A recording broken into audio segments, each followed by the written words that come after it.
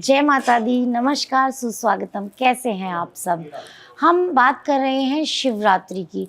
शिवरात्रि पर हमें क्या करना चाहिए, क्या नहीं करना चाहिए, शिवरात्रि क्यों मनाई जाती है और इस बार जो शिवरात्रि 18 फरवरी को पड़ रही है उसमें ऐसा क्या विशेष है और हमें किस फल की प्राप्ति हो सकती है, हमें क्या ऐसा करना चाहिए कि जिससे हमें वो सब कुछ मिल सके जो हम अपने जीवन में चाहते हैं या जो हमारे जीवन में कमी थी वो पूरी हो सके। तो इस दिन जो शिवरात्रि पड़ेगी 18 फरवरी को, शनिवार के दिन, इसको शनि प्रदोष भी कहा जाता है, क्योंकि शनि प्रदोष में जब शनि का व्रत भी किया जाता है और शिवरात्रि का व्रत भी, तो दोनों की पूजा जब आप एक साथ करेंगे तो ये आपके लिए बहुत ही शुभ फलदायी होगा। इसीलिए ये वीडियो आपके लिए विशेष है कि शनिवार का दिन और शिवरात्रि का दिन जब आपस में एक ही दिन आ रहे हैं, एक ही दिन आप जब ये करेंगे तो आपको इसका डबल फ़ायदा मिलेगा, यानी कि डबल लाभ आप इसका उठा सकते हैं।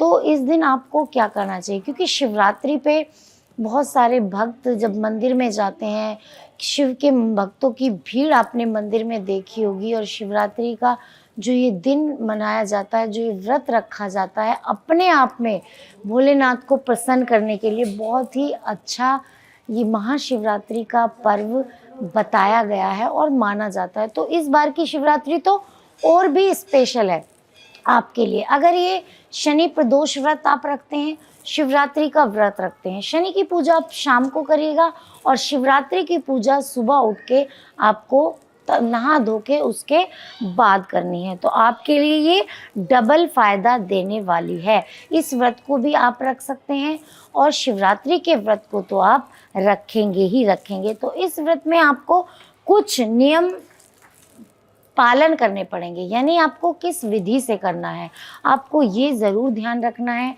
आपको ये देखना है कि हमें शिवरात्रि पर क्या चढ़ाना है। बेलपत्र, बेर, भांग, धतूरा, अक्षत, कुमकुम आपको नहीं चढ़ानी है, रोली, ये सब आपको शिवरात्रि पर शिवलिंग पर जलाभिषेक करना है, अभिषेक करना है, रुद्राभिषेक करना है, जिससे कि आपकी मनोइच्छा, जो मनोकामना है वो पूरी हो।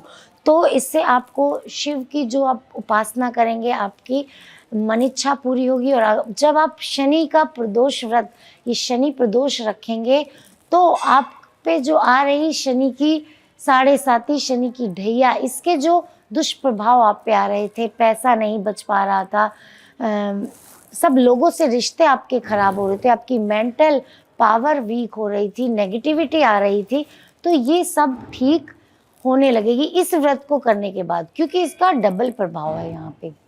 उस दिन शिवरात्रि का भी दिन है और प्रदोष व्रत का भी दिन है, यानी शनि प्रदोष का। तो आपको शनि के जो भी आप पे दुष्प्रभाव आ रहे थे वो दूर होंगे, वो आपके ठीक होंगे। शनि की वजह से कोई आपको परेशानी आ रही थी, कोई हड्डियों में दर्द था,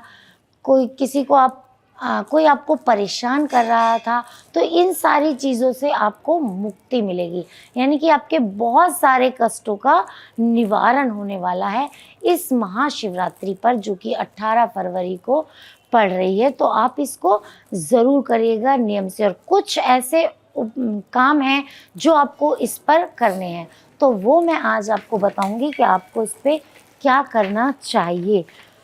जब महाशिवरात्रि पे जब आप अभिषेक करें तो आपको जल में थोड़े से काले तिल मिलाकर आपको करना चाहिए, जो कि आपके लिए, क्योंकि शनि प्रदोष है तो काले तिल इसलिए आपको इस पर मिलाने हैं, जिससे आपको दोनों का बेनिफिट मिलने वाला है, यानी कि एक तीर में दो निशाने, ये वो वाला योग यहाँ पे बन रहा है।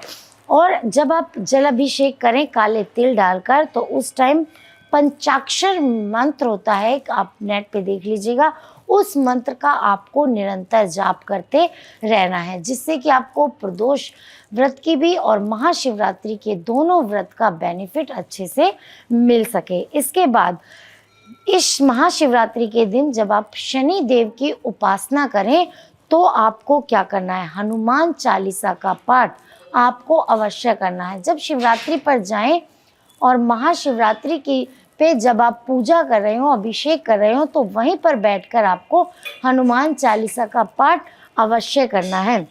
इससे भी आपको शनि के दुष्प्रभाव से मुक्ति मिलेगी, आपके अच्छे कर्म ऐड होंगे और आपके जो दुख हैं, जो परेशानी है, वो खत्म होंगी अगर आप इस शिवरात्रि पर ये करते हैं।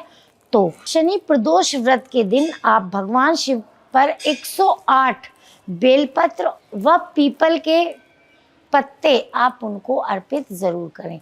108 बेलपत्र और 108 ही आपको पीपल के पत्ते लेने हैं, क्योंकि शनि देव पीपल से डरते हैं। ऐसी मान्यता है ना, आपको मैंने पहले भी बताया कि शनि देव को अगर शांत करना है तो आपको पीपल की पूजा करनी चाहिए। तो इस दिन आपको बेलपत्र के 108, पीपल के 108 पत्ते लेकर आपको शिवलिंग पर चढ़ाने हैं और इसके साथ उड़द की दाल, थोड़ा सा अनाज और पैसे या फिर वस्त्र आप वहाँ पे दान कर सकते हैं। किसी पंडित जी को, जो मंदिर में पंडित जी होते हैं, उनको आप ये दान ज़रूर करें, जिससे कि आपको शनि के दुष्प्रभाव आप पर ना आए। जो शनि की 7.5 चल रही थी, जो ढैया चल रही थी, जिससे आप डर रहे थे कि हमने ऐसे कर्म किए हैं। कर्म तो ज़रूरी है अच्छे करने, क्योंकि शनि की 7.5 आपको ज़रूर परेशान करेगी जब आप खराब कर्म करते हैं, लेकिन फिर भी बहुत हद तक इससे आपको राहत मिलेगी, क्योंकि एक दुर्लभ ऐसा संयोग बन रहा है ना कि शनिवार के दिन महाशिवरात्रि पड़ रही है, शनि प्रदोष है। तो अगर आप ये करते हैं तो आपको बहुत सारी चीज़ों में फ़ायदा मिलेगा।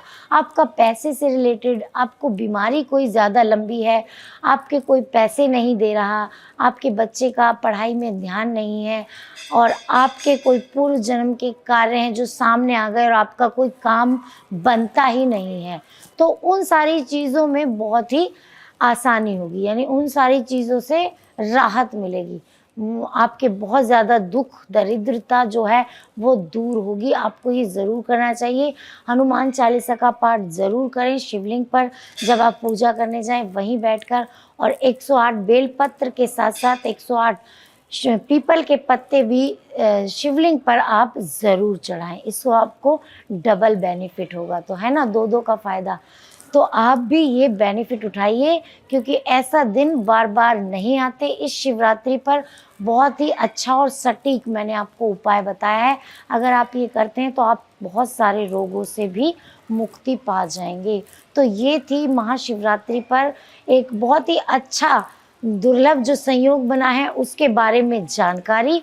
और आगे भी मैं अगली सीरीज़, क्योंकि हम शिवरात्रि पर बहुत कुछ आपको बताने वाले हैं, आप हमारे साथ जुड़े रहिएगा, बहुत कुछ लेके आने वाली हूँ।